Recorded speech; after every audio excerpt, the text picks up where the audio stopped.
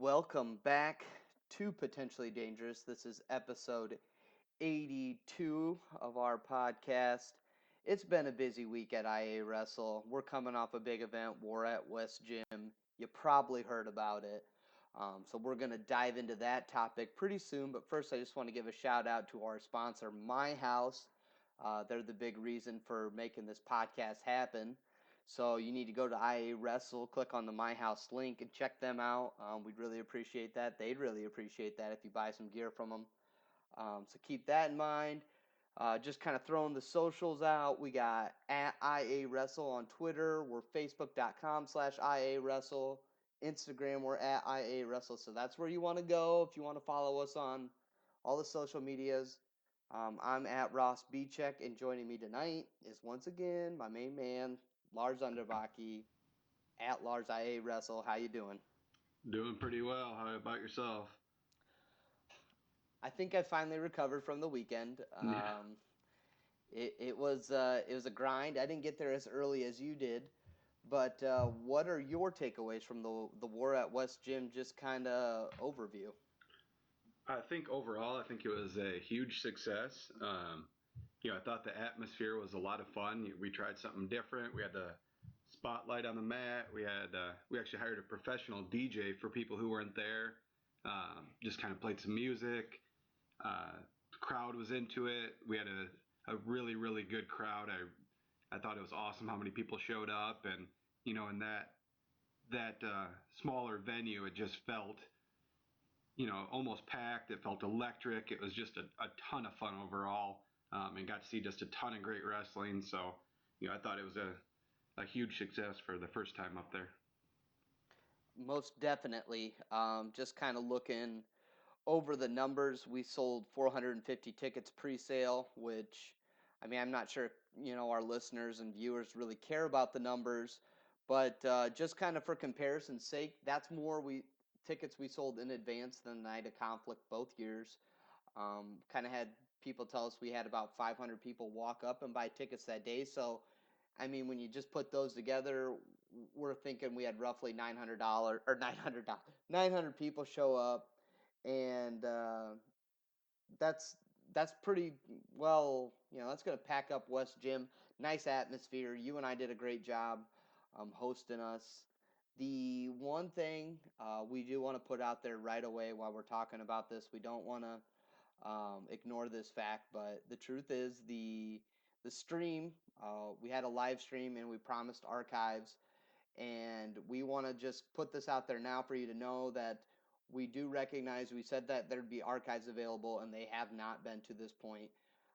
So we deeply apologize for not having that available to our people that purchased the stream and archive. The good news is that we do have the archive. We are working very hard to do everything we need to do to get that uploaded to Track Wrestling. So if you bought Season Pass, if you bought the War at West Gym, there is going to be a way for you guys to watch that. We're sorry it's taken a couple extra days, but I do want to get that out there. That we feel bad. It's not the best situation, but we're going to try our best to get them out there as fast as we can. Lars, jumping into this event, there were I believe 13 matches, if that's right. 13 really good matches. You bared the lion's share of setting this lineup up. And I think just throughout this whole lineup we had really good matches. So, I mean, I don't know if it's really worth it to go through every single one, but I want to ask, maybe what was your top matchup? Which one were you really like blown away by? Oh, that's kind of a tricky question, depending on what we're looking for. Obviously, the Barnes Lara match was one I was looking forward to going in. It didn't disappoint. It was an incredible match.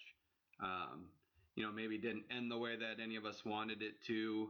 That's something that we're going to look into going forward as far as the push out and overtime. But that doesn't take away from it being a really fun, exciting match.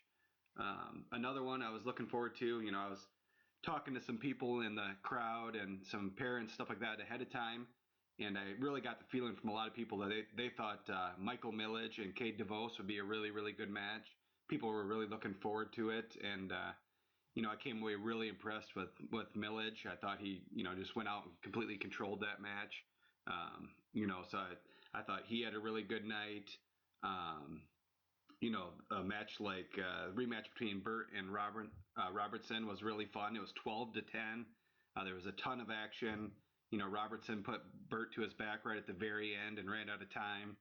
Um, so that was a really, really fun match as well. So, there was a ton of them. Seeing Aaron Costello get cradled was a shocker to me.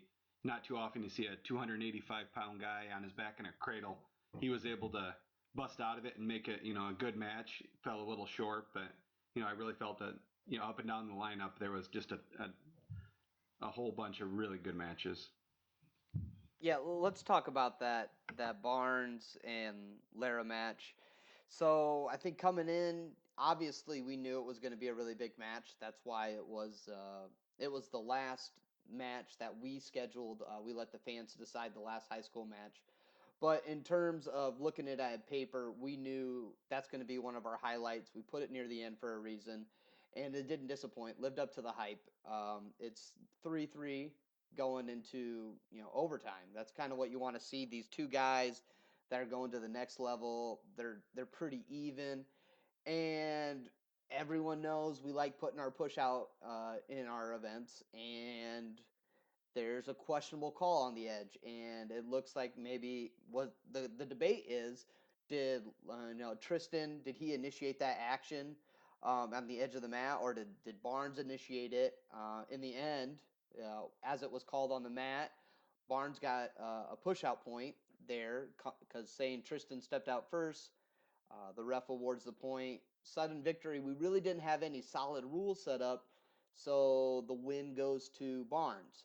And so that kind of got some debate on A, the push out, whether it was called correctly, and B, whether or not that should have been how the match was decided. So, Lars, you brought up in our group conversation today how you would want to call it going forward. So I just kind of want to put that method out there. We've been talking about this, folks. So, Lars, I'll let you give your piece first.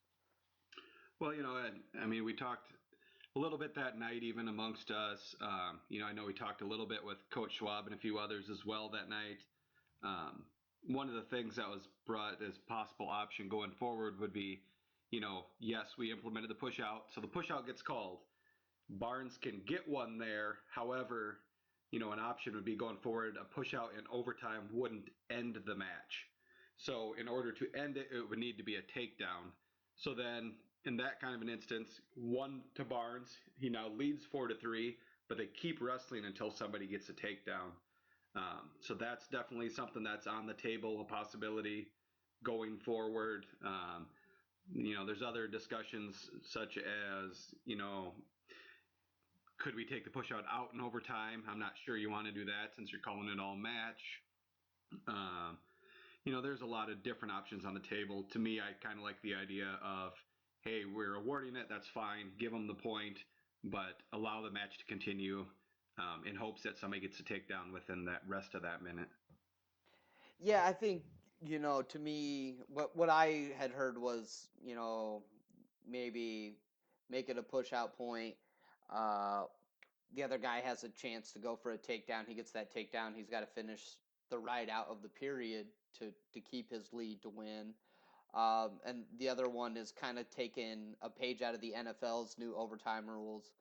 And I kind of made this comparison where, in the NFL now they changed it where the first team gets to go down the field and they can either go for the touchdown or they can kick a field goal. But if they kick that field goal, their opponent gets the chance to, come back and score. And if they score a touchdown, the game is over. So, obviously the more points wins it there. So that's kind of to me makes the most sense. Somebody can get that push out, but you're going to give your opponent the other chance to, if they can come and get that takedown, they win. If you can get that takedown, you win. So I think that's probably our best interest for going forward. I shame on me for not looking back on the other matches at the night of conflict. I don't know if we've really had an overtime match prior to this, but I think the the the idea behind putting this push out rule in was to learn, to grow, and maybe we should have had contingency set up beforehand. But I mean, this is how you you learn from your mistakes, you learn from what's on the mat, and this is how you make your event better. You make the wrestling better. Go ahead and we interviewed Keaton Geertz right after the duel, and we said, "Hey, what'd you think of the push out?" And we've asked people from the night of conflict, and the overwhelming thought is, yeah, push out keeps the action in the center. The guys don't want to get penalized for stepping out, so in the large part it works. It's fine tuning it, which is where I think that's what we gotta nail down. Yeah, I definitely agree. I think it's a good rule. I think it's been hugely successful up to this point. And I think even that night it was going well. There was a few here and there, but not a whole lot of calls. It just happened to be, really worst case scenario to happen in that situation. I'm standing there next to Marcus Coleman on the edge watching it, and it goes to overtime, and they're kind of inching towards the edge, and I'm looking at Marcus going, man, I hope this doesn't end in a push out, like anything but this, and it's just one of those things that happens. Like I say, maybe we could have prepared for it ahead of time. I guess we hadn't ran into this situation. And in a different situation, maybe it's a clear, hey, guy backed out and he got pushed. That's a one. There's nothing wrong with that. It just happened to be both guys were getting after it. It was uh, just a weird situation where they're, almost like if I remember right, I got to go back and watch it, but it was like a throw into a whizzer situation. Both guys kind of touched out, and it almost to an extent became a judgment call, not a judgment call, but a really close call to who stepped out. Um, Kind of a 50-50 situation, in a way maybe that just needs to be addressed where if it's a 50-50 situation, nobody's the clear aggressor, maybe it's a no call. There's a lot of different things on the table. It wasn't it wasn't a clear, hey, Lars backing up, Barnes pushed him out. That would have been an easy situation. I don't think anybody would have argued. It just happened to be a, you know, what I would call basically, like say, a 50-50 situation. Either guy could have went out. It just happened to end this way, and it is what it is. But we'll keep making improvements, and we'll address it before our next event in October. Absolutely. So kind of getting back to more of the actual wrestling. I think I did kind of give you a loaded question when I asked you what your favorite match was, but I do really want to throw my hat out to Braden Burt, Matt Robertson for they really put on a show. Their third match of the evening, and they came out and that first period. I mean, I feel like that first period, if you're thinking like, man, should I have bought the stream? Should I buy the archive now? And I'm not even trying to make a sales pitch, but that first period was full of so much action with the guys rolling around. And hats to the official for letting them continue that action because, as we saw later in the match, anything can happen when those two are rolling around. And I just, I found that match to be highly entertaining. So, I mean, I'm really sad that that's going to be the last time we see those two scrap like that because obviously, if they ever even met up in freestyle, nobody's going to wrestle like that, giving up your back. So, I really was fond of that match. I thought Max Lyon had a really good match with Jared Krattinger. Props to him for coming down from Waterford, Wisconsin, to give us a top 20 national matchup. That was fun. Even Max's dad came up to me and was like, we're so happy that you were able to bring in Jared because it was just it was a good match for Max, and he got the win. Second top 20 opponent he's beaten in one of our events. And there's a couple of guys that I think maybe learn from this experience. You're going to have a guy like, I just dropped my brain there. Uh, Oh, Julian Broderson. He had a tough match with Billy Higgins. They're both coming back next year. Billy will be a senior out in Nebraska. Julian's just going to be a junior. But getting a high level match like that's really big because Julian didn't face the gauntlet in 2A. So really important to get these guys these type of matches so they can get that feel, know what they need to work on, especially if they're going into freestyle. They can kind of get that high level competition to see what aspects they need to work on. Were there any other matches you wanted to talk about, Lars? You hit a lot of them. I thought Austin Yant really represented well. A lot of people, he got third in state, and if you weren't there and seen his semifinal match against Nelson Brands, you didn't realize how close he really was. That Brands, Lara, and Yant were all super close, all really, really good wrestlers. So I thought it was a great opportunity for Austin, and he really took advantage of it, getting the major. Um, that was great to see. Gable Fox looked amazing. So tons of good matches. Felicity Taylor's a beast. Maybe doesn't get the love as a women's wrestler. They don't have their own high school tournament. She was a district qualifier, but she's a lot of fun to watch as well. So really up and down the lineup. I thought everybody was great. Keaton Gertz had a good night. He had a top 20 opponent nationally as well with Jacob Bergeland. I know they had a lot of fun coming down and getting that match as well. So just a fun event, fun atmosphere. Yeah, you really can't. It's tough to beat the atmosphere of the West Gym. It's tough to beat the intimate environment. It's nice having that DJ there to play. We had music going during the match. That was fun. Just a real good environment. I thought the the University of Northern Iowa itself, in addition to the wrestling team that hosted us. I mean, I just thought all around facilities, they did a great job in making it easy for us and giving us this opportunity.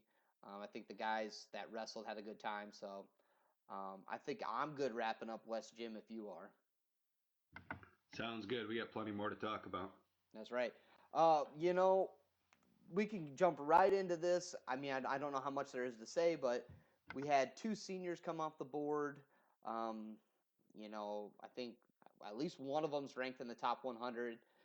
Both Fargo All Americans. They've garnered 8 state medals. Drew and Bryce West heading to the university, or excuse me, Northern Illinois University. I gotta say it correctly. Lars, what did you think about the Solon boys heading east? I think it's a great pickup for Northern Illinois. I really like these kids. They're both really good kids, good, phenomenal wrestlers. Uh, it's too bad. I feel like it was at a different time. These guys come out of high school at a different time. I feel like they're getting a lot more looks. I feel like they kind of fell under the radar a little bit at times with, Iowa having Spencer Lee and Teasdale and those guys coming in. Iowa State has, Ian Parker recently, Gomez, different guys coming in. UNI just had Rudy Yates, and they got Elbers Young and all those guys, and they just kind of fell through those cracks a little bit. They had some good offers. They had some good visits, D1. Northern Illinois is going to be a good fit for them, I think. They're still close to home. But I really think Northern Illinois hit the jackpot. I think these guys got a ton of potential. Obviously, both four-time place winners. They're both state champions. They have a combined, 7 losses in their high school career. Over 400 wins and only 7 losses. Um, they're both Freco animals. I just think it's going to be a good opportunity for them to, go somewhere, get in the lineup for 4 years, and I think they can make some noise on that national level. Yeah, what I mean, he ties Max Thompson at 210 career victories, all-time state leading, wins leader, I guess. Drew was just a shade behind him at 208, I want to say. Yeah, I believe you're right. So that's 200 or 418 career victories to 7 losses. That's insane. Um, Boise State was the school they were down between with Northern Illinois. That's kind of surprising to me that Boise State was kind of making their way into the state. They their coach is from either I think Bakersfield is where he was before Boise State. So they kind of typically recruit the West Coast. Found that interesting, but best of luck to the West Twins. I'm not sure where that leaves us in this state. The top remaining senior might be Austin Yant, if I'm not mistaken, going off Lars Underbaki's Fab 50. Yeah, I definitely think Austin's probably the top senior left. Um, I think I have a feeling he's not going to get too far from home, whether it be in Cedar Falls or whether it be in Waverly. I think those are going to be intriguing prospects for him. And again, I think whoever gets him is going to be pretty lucky. I just talked about how good he looked at West Gym and how close he really was to being able to win a state title, even with Cade Lara and Nelson Brands. He's right there with those guys. They're all more than capable of being D1 wrestlers, and I think Austin, has a bright future ahead of him wherever he lands. And while we're kind of talking about lightweights, you already hit on it that the probably one of the reasons that Iowa never really got a chance to look at the West Twins was because of one Spencer Lee, a three-time state champion out of Pennsylvania, was undefeated heading into his final high school match, where he went down 6-5 to Austin DeSanto. First loss ever for Spencer Lee in the regular season. Word comes out from PA Power Wrestling that Lee's actually been wrestling with a torn ACL. Obviously, we kind of know. I mean, we know from Sam Stoll that, and obviously they're a little bit different body types. But we know that that can be, that can hold you out for a while. So, I mean, what did you think when this news dropped? This was obvious. This was going on during our event, so we kind of like all of a sudden it's like Spencer Lee lost. Spencer Lee tore his ACL. It's crazy.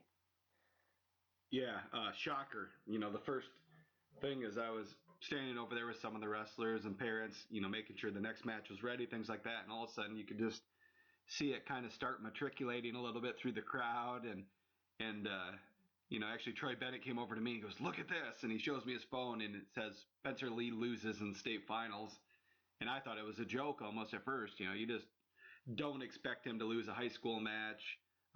Later on we figured out that it was a ACL, and it's obviously tough to wrestle on. I I commend him for still going out there and trying it. Some people might just say, "Forget it. It's my last high school match. I'm moving on to college. I've already got all these world medals. I got everything else." He went out. He battled. He was a few seconds away from winning, even on the torn ACL. It was, for those who haven't seen it, go find the match. It was still an incredible match, and there was a takedown right at the buzzer to for DeSanto to win. So hats off to Spencer Lee putting it out there. My biggest question on this, or the thing that is interesting to me, is does he now miss all of next year? A lot of people thought he'd come in and wrestle as a true freshman at Iowa, and now if he's getting surgery on an ACL, does that mean he's out all of next year? And that opens the door then for guys like Phil Lau, Jack Wagner, whoever, to step into that lineup for a year. I mean, even if you're thinking 9 month recovery time, you're hoping at best Spencer's back in time for Midlands, and we know that that's not even ideal for Tom Brands. That's not something he likes. When his guys can, if they're missing a good portion of the season, they don't know if they're 100%. I don't know. I think this officially closes that door, in at least in my mind. So it's a bummer. I really wanted to see him go for his third junior world title this summer. Definitely was looking forward to his matchup with Dayton Fix at the Pittsburgh Wrestling Classic, or Dapper Dan, whatever you want to call it. So that's a bummer, but hey, good news for Hawkeye fans and Cyclone fans really. I was talking to Max Murin, and he says with his state title, he's going to be in the Dapper Dan, and he's going to be wrestling Austin Gomez. So I know Spencer Lee's out, but you're going to get a Cyhawk battle at the Dapper Dan, so that's pretty cool. Yeah, that's awesome. I hadn't actually heard that one yet. We had Max in the night of conflict, and he's a really good wrestler. Obviously, he's going to Iowa. He's got state titles in Pennsylvania, so he's not rated as highly as Gomez, but that'll be a fun match. Austin's real dynamic, but Max is a tough wrestler as well. So I'll look forward to seeing that one. Yeah, the outstanding wrestler in Double A for Pennsylvania was Max Murin. Beat out Gavin Teasdale, and I asked him, I was like, "So did you give Teasdale some crap when they named you O-Dub?" And he said he definitely did. And then he said something like, anytime I can beat Teasdale, I'm pretty excited. So I thought that's pretty fun. Teasdale, of course, headed to Iowa. He's a year younger, so some good fun out of Max. We'll have that story up this week on IA Wrestle. So if you haven't checked it out, go ahead now. But Lars, I know we just came off War at West Gym, but if you didn't know, it's the biggest weekend in college wrestling coming up. Did you know that? What's going on this weekend? I haven't heard. Jason Bryant and the National Wrestling Media is going to be giving out their annual awards. Nice. No, that is actually going to be happening, but I think everyone else is going to St. Louis for a different reason. Um, it's going to be the national tournament, D1. So I don't know how much we want to go into this. We're going to have, I mean, we already have our in-depth preview 125 to 157 on the site. We're breaking down, our top eight All-Americans. We're breaking down who we think is, how the draw for each Iowa wrestler is going to go. But one thing that I don't know if fans reading it will know is that, we kind of break this preview up and we assign a couple weights to different guys. So while we stand behind everyone here at IA Wrestle, but the All Americans predicted at 125 weren't mine. So I think it'd be kind of fun to go through our finalist picks. What do you think, Lars? You up for it? Sure, let's do it. All right. Well, let's start it off at 125, and maybe we'll end up with some overlap here. But who are you taking? Do you know, or do you want me to go first? Oh, I know. I got Gilman winning it. I just think especially with Suriano out, I think that was maybe the toughest matchup wise. I know he's lost to Dance before, but the way that Thomas has wrestled this year, I just don't see anybody beating him. I do have Joey Dance from Virginia Tech in the finals against him, but I just think Gilman's going to be too much. So you don't have Dance going through the usual brain fart losing this year, huh? Yeah, I know he's done it in the past, but he's a senior now. I just think he's going to be ready this time. I think he's up for it, and I look for him to make a run in his final season. Well, that's kind of a bummer because then that means we have the exact same pick at 125. So I won't go too into it because I think we got pretty much the same rationale. I'll go first at 133. I went ahead and I'm gonna pick Corey Clark to he's gonna find a way to come back and he's gonna beat Tomasello, and then I have him coming out in a very tough match with Seth Gross, who I think we know has been wrestling real good of late. What do you Yeah, got? I like it.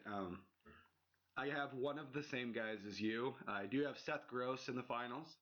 I think he's wrestling extremely well. Got a chance to talk to John Reeder this weekend, and he's really excited about where Seth is at. They think he's really ready to make a run, and that guy can just put up points. And really, to me, he got a good draw on that side with Tomasello, Michik, and Clark all being on the other side. So I look for Gross to make the finals. I'd love to take Corey Clark. I've really enjoyed watching this kid. He's a gamer. I really wish he was 100% right now. I know he's wrestled really well, dealing with his shoulder, dealing with everything else. I obviously think he's more than capable of winning it. But for my picks, I have Nathan Tomasello in the finals, beating Seth Gross. Well, do you want to go ahead and kick off 141, or what do you think? Sure. 41's a tough one. These top 4 or 5 guys, I think, are really, really close. I think it's a razor thin margin. Um, I had a tough time with this one, but I have Joey McKenna of Stanford coming through, sophomore, and beating Dean Heil, the defending champ from Oklahoma State in the finals. Both these guys are really good defensively, really stingy with points. It was tough. Kevin Jack's been on a tear. I just I don't know that I've seen him consistent. Last year, I was really high on him, and he lost a few matches. Maybe he shouldn't have. Maybe it's not smart of me to pick against him, but right now I have McKenna over Heil. I was getting really nervous there for a second, but Joey McKenna was a guy I'm pretty sure I picked last year. If you go back to the USA Wrestling's pick, which I bombed, by the way, that's pretty obvious. But I picked Joey McKenna to win. And for some reason, I don't like the way Dean Heil wrestles. And yeah, he gets the job done. So I'm probably just a victim of just not being a fan of it. So I have actually Anthony Ashnault coming out of the top side of the bracket.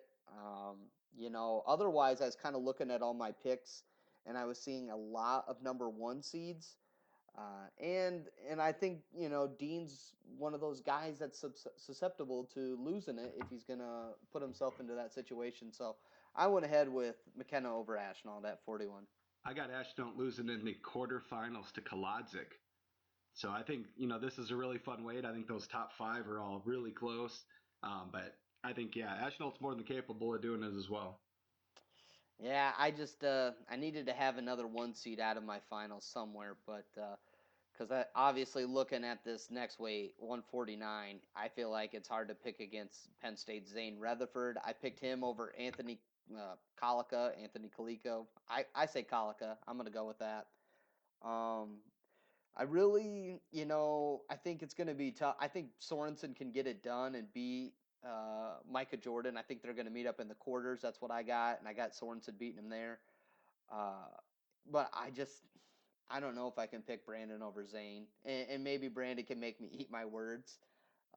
That would probably be pretty funny. But I think it's Zane's game, and Anthony Colica is going to be on the other side, You trying to steal my picks again? trying Uh, to. I went the same thing. I got Rutherford over Colica. To me, it's another one of those things where I think Colica's got a pretty good draw down there. I really like Brandon Sorensen. I really like Micah Jordan. I'm not sold that Levon Mays can make that deep of a run. I think he's going to have his hands full with Solomon Chisco just in the quarters. I'd love to see Max Thompson go on a deep run. I think he's capable on this side as well. But like I say, it's hard to pick against Rutherford, and right now I have him beating Kalika from Oklahoma State in the finals. Yeah, speaking of Max Townsend, I've been hammering the Panther Train Kool-Aid.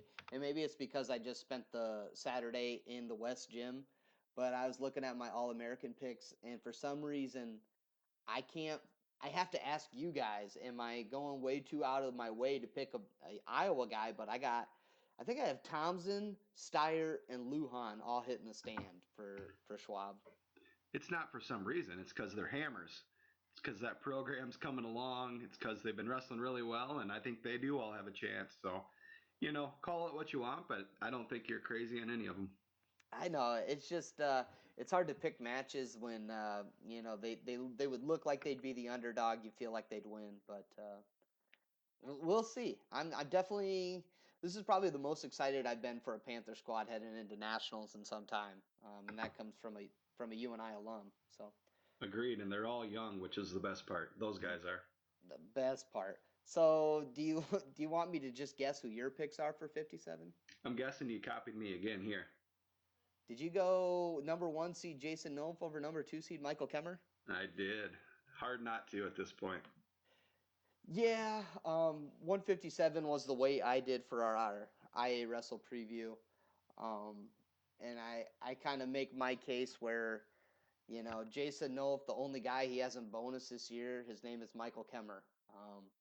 And I think that means a lot when you talk about Jason Nolf's 22 wins this year.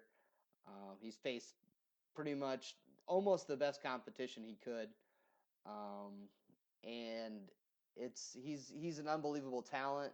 I think he surpassed Rutherford actually as the dominant wrestler in our sport. I think Kemmer's come a long way. I think we've talked about this maybe on other podcasts, but I think it's crazy that he was pegged as top five, number four, number five preseason, and I kind of felt like that was pretty optimistic. And now here we are sitting here on March 13th, we're recording this, and I feel like Kemmer is far and away the number two guy at this weight. Well, maybe not far and away, but definitely he's separated himself and he's earned his number two seed without a doubt. So Yeah, I this is going to be a fun weight though. There's still some good matches coming up. yeah, I think he's definitely earned it. His only losses are to Nolf, and he's beaten Tyler Berger twice. He's got just ton of quality wins, And really, looking at this bracket, this is another one I feel that, maybe it's a little more loaded to one side in my mind. I actually think Kemmer's got a really good draw. To me, possibly the toughest match for him, leading up to the finals would actually be in the quarters with Palacio. If he's healthy and ready to go, I think Dylan Palacio is a tough out. I'm just not that sold that Joey Lavallee is that great.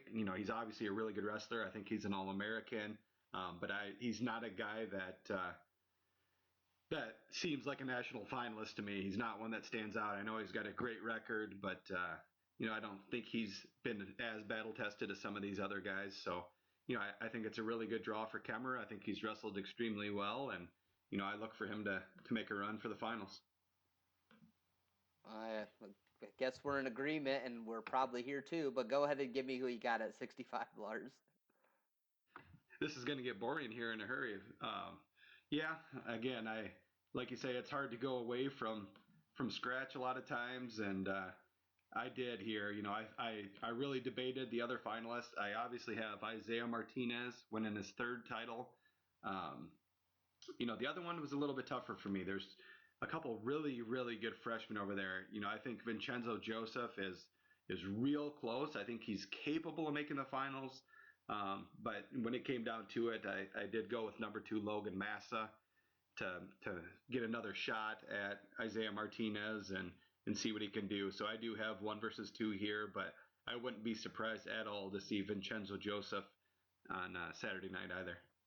Well, at least we can have a little bit of different opinions here because I felt like Logan Massa for some reason when I watch him, I just feel like he's the second guy at this weight, and if it wasn't for the special talent that is Isaiah Martinez, he would be. I mean, we'd be talking about the legacy that is Logan Massa, and he's got a shot to at least put himself in the finals, be a 4-time finalist. That's still pretty good legacy to leave, but I had a hard time going away from Imar over Massa, and I think Imar's going to have that same amount of separation that he had at the Big Tens. I think it was 10-4. That's what I got at 65. Moving on to 174, I went with the top seed here. I picked Zahid Valencia, Arizona State, and I did not pick Brian Real Budo because I couldn't, and I went with Bo Jordan. Hey, we at least got a different pick here. I agree on the bottom. I think Bo Jordan, I think there was questions about him all year. He took some time off with a new baby. There was questions about health, different things like that. I think over time he's proven that he's ready to go. I think he's wrestling really well right now. He's obviously coming off a Big Ten title. So I think Bo Jordan's going to be in the finals. And that other side, man, that's a tough one. It doesn't get much more fun than a possible semifinal between Mark Hall and Zahid Valencia. These are two of those guys. You just talk about freshman dynamic, building a legacy, chance at 4-time finalists, all that fun stuff. Zach Epperly's going to play a part, but I have Valencia and Hall in the semis, and I'm gonna go out on a limb here and take the number 5 seed. I have Mark Hall of Penn State making the finals, and I actually have him getting revenge from the Big Tens. I got Mark Hall winning a national title this year as a true freshman over Bo Jordan. So you're picking Zane, you're picking Nolf, you're picking Hall, and you're telling me Vincenzo Joseph is close to Logan Massa. Have you converted overnight or? The best part about this, I have Penn State getting second. Oh my goodness, you're spewing madness. Um, so obviously, if you got Penn State getting second, I do not see how you picked Bo Nickel at 184, which is a surprise. So I'll give my picks. I got Mean Dean, Gabe Dean taking first over Bo Nickel. Um, Part of me really didn't want to go with Bo Nickel in that second spot, but I think that's yeah, actually, when I typed it out, I even typed Sammy Brooks, and like it just, I feel like my brain was so ingrained with it that I still typed it out. But in the end, I have Dean over Nickel, and that's what I'm going to send into the USA Wrestling Challenge. Well, believe it or not, I have Gabe Dean over Bo Nickel. I do have Bo Nickel in there.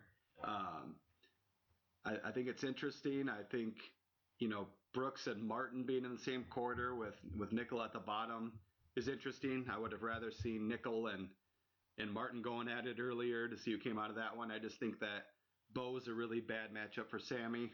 I think Sammy's possible to beat Miles Martin, but if he does, I think he's going to have a tough time with Bo. So I do have Bo Nickel making the finals, but Gabe Dean ended his incredible career with his third national title.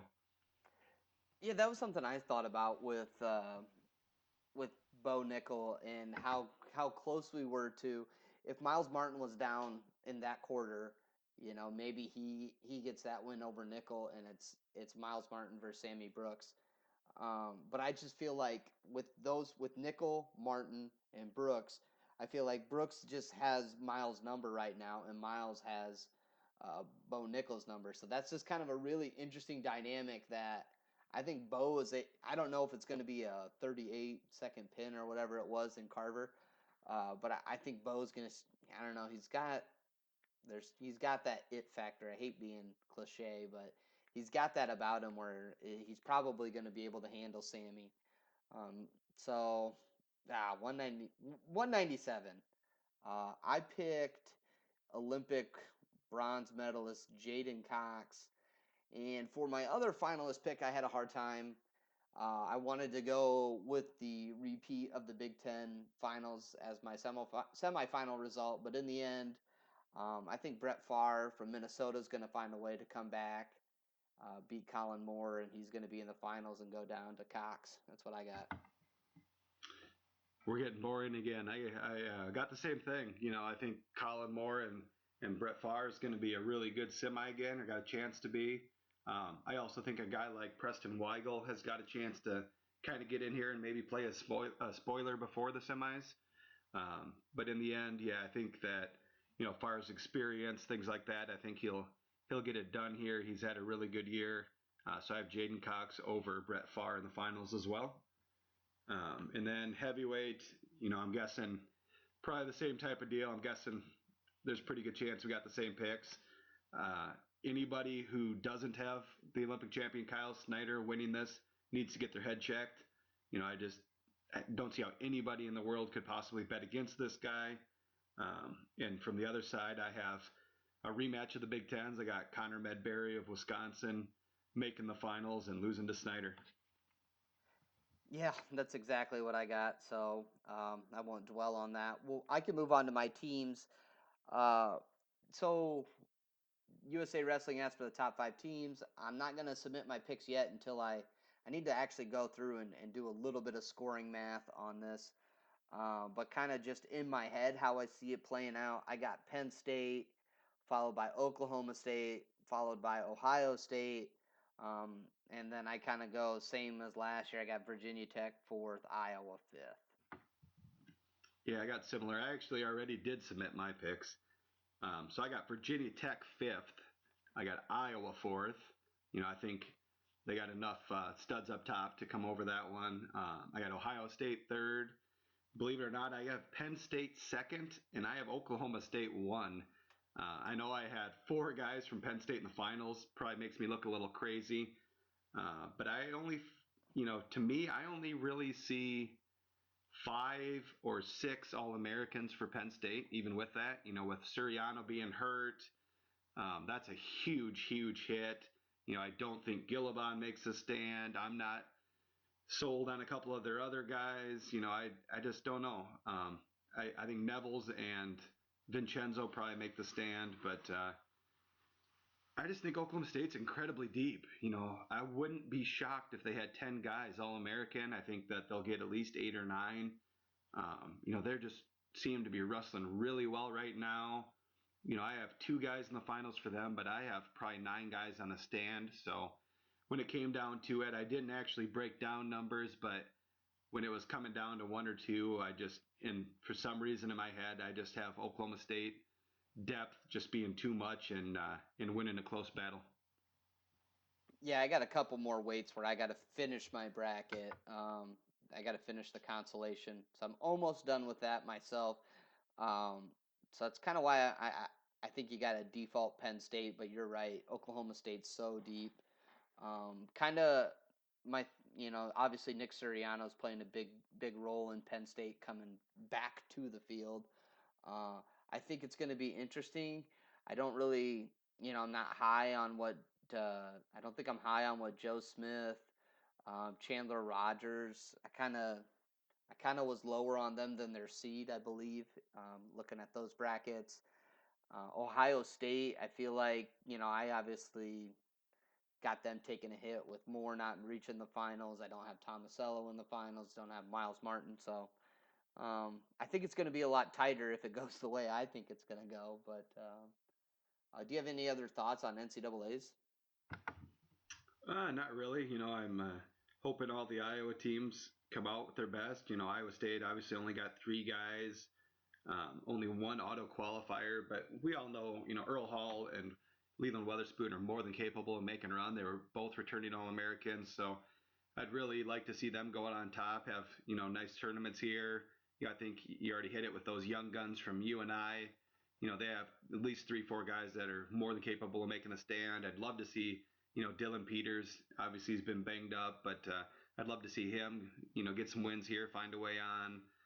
And then same thing, Iowa. You got Meyer getting 11 seed this year after being an All American. Stuff like that. Hopefully some of these guys can wrestle above their potential. A guy like Sammy Brooks can finally break through and make a run at the finals, stuff like that. Corey Clark go out on top. Gilman finally get his championship. So I think there's a lot of potential with all the Iowa teams. I just hope they all show up and perform the way that we know they're capable of. Yeah, and you talked about Iowa State and how we want to see them go out with their three qualifiers. Kind of makes me transition into what else I wanted to talk about with Iowa State to kind of wrap up the show. First of all, Gable Stevenson, the I think he's the number two ranked recruit in the class of 2018. Is that what class he is, Lars? Do you know? Is he Yeah, 20? it'd be 2018. Well, he's one of the top guys in that class. He's obviously the top heavyweight in the nation. Two-time cadet world champion. He said it many times that he's going to announce his college decision, but I guess it's finally going to happen. He reached out to Flow Wrestling, so it sounds like that news is probably already going to drop by the time this podcast is out. I know Iowa State was on his list at one point, but I don't know if I see that one happening. Do you? I not. It sounds like he's actually going to announce uh, down at Nationals. I'm not sure of the exact day, but I believe he's going to announce while at NCAA's. In my mind, it's a two-team race. I think Minnesota and Penn State are going to be the two front runners for that. And I'd like to see him stay in Minnesota for obvious reasons, but my gut tells me that he's going to follow his buddy Bravo Young and head out to Penn State to be a Nittany Lion. Oh, well, shame on me for not actually reading the tweet on what day Stevenson's going to go ahead and commit. The other big thing that'll be coming up, so obviously Nationals gets underway on Thursday, goes through Friday, Saturday, 3-day tournament. We're going to have three guys, maybe four guys down there covering the tournament. So we're going to have pictures, content, interviews. I mean, it's going to be just what you would expect from IA Wrestle this week. The other big thing is after the tournament. I mean, a lot of people are, so focused on the end of the season, they kind of forget about what's going to happen at the end. And the Kevin Dresser fallout. I mean, we had all that buzz, all that excitement with that hiring, but something to think about. Once the season is over, I mean, it's time for Dresser to take over this program full time. Right now Paulson's serving as interim head coach, but Dresser gets the reins following, that Sunday, and he's going to start building his staff. He's going to start, he's going to try to hit the ground running, and I think he's already trying to do what he can right now. I think the big thing is going to be how he builds the staff. Just a couple notes I heard, and I kind of want to see if what you think about this. I heard that Zadok feels like he's got a pretty good shot to throw his hat in the ring for the head coaching job out at Virginia Tech. I've heard similar things. I know a few people that think that he does have a shot at that. They think he's really interested in it. Think that maybe he's ready for that challenge. It'll be interesting. I guess to me, I found that a little surprising. I would think if they were going to go in-house, that Tony Roby would maybe get that chance. It's also a very attractive job. It's probably one of the top 10 jobs. So I could see them going out and maybe getting somebody with some head coaching experience. So that'll be really interesting to watch. If Zadig doesn't get it, does he come up with Dresser? And also, if Zadig does get it, does Derek St. John stay there? Does he follow Dresser? There's a lot of dynamics that could affect Iowa State based on who gets that job as well. So it'll be interesting to see how that one plays out and how Iowa State staff turns out. Yeah, because I think if Zadig comes, St. John is a foregone conclusion coming with. So that means Roby's got to completely rebuild his staff. I mean, maybe he can bring on Devin Carter to to kind of keep some continuity there, but Virginia Tech might be starting all over with Roby or a new coach. If Zadig stays, I've kind of heard Derek's not sure one way or the other. Obviously, he's got the season on his plate, so he hasn't made a real big decision. I've also heard that, and I think this probably happened before Dresser took the Iowa State job, but I did hear that Tony Roby has maybe talked to Pitt about taking their head coaching job. They're the kind of the other big program opening right now. So I don't know how strong that interest still is. I don't know how strong that interest ever was, but I've heard some chatter about that. So there's a little bit of smoke. I don't know how hot the fire is, but there's some smoke there. Um, just some real interesting things that could happen after the season that I just kind of wanted to bring that up for people to think about. So kind of wrap up 82. Lars, do you have any other thoughts that maybe we should have talked about on this episode? No, not really. I think obviously West Jim's been consuming a lot of our time. I really appreciate everything that you and I and the Panther Club did to help us out. The entire team at IA Wrestle. It was fun seeing, most of our people there. We had Nick Ryder, Alex Williamson, Eric Shares, obviously you, Tony, Kirk, myself, all of us there working on Saturday. So it was just a lot of fun to get everybody together. And, I thought the event was great, and I can't wait to do it again next year. And now we shift our focus to D1 Nationals, and it's going to be another incredible week. I can't wait for it to get started. I hope that as exciting as ever. The team race hopefully is just as good as we think, and Iowa teams show up, and then it'll be on to freestyle season and everything else. On to our next event, and just never stops around here. 100%. That's how we keep it. 100. We keep it fresh as cabbage. You know it. Tony had a couple other things he said on the stream. So, like I said, we apologize for not having the or the archives of the live stream up. Those will be coming. You're gonna want to watch them because there's a lot of stupid dad jokes, stupid Tony Hagerisms. I don't. I guess they're not stupid, but just like I don't know. A couple of times we both looked at each other, just like, what are we talking about? So that'll be up on the site starting tomorrow, starting Tuesday of this week. So we can. There's a lot of good matches to go with that banter we talked about. Another thanks to MyHouse for being a sponsor of this podcast. And we look forward to you guys tuning back next week when we could talk about this Nationals fallout and maybe what's going on with the Iowa State coaching staff. So thanks everyone for tuning in.